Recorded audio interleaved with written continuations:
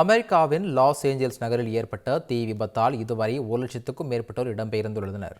கடந்த 7ஆம் தேதி முதல் எரிந்து வரும் காட்டுத்தீயால் அங்குள்ள ஆயிரக்கணக்கான வீடுகள், சாலையில் நிறுத்தப்பட்டிருந்த வாகனங்கள், மரங்கள் ஆகியவை எரிந்து சாம்பலாகியுள்ளன. மேலும் அங்கிருந்த 12,000 ஏக்கர் நிலங்கள் தீயில் கருகி அழிந்துவிட்ட நிலையில் ஏறத்தாழ 1,00,000க்கும் அதிகமான மக்கள் அப்பகுதியில் இருந்து வெளியேற்றப்பட்டதாகவும் 5 பேர் உயிரிழந்ததாகவும் அதிகாரிகள் தெரிவித்துள்ளனர்.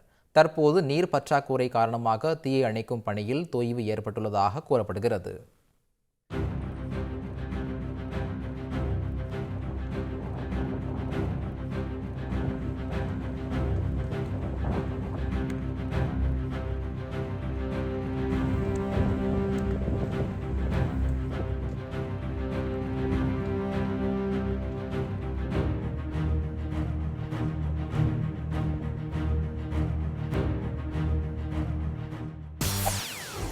செய்திகளை உடனுக்குடன் தெரிந்து கொள்ள உடனே சப்ஸ்கிரைப் பண்ணுங்க.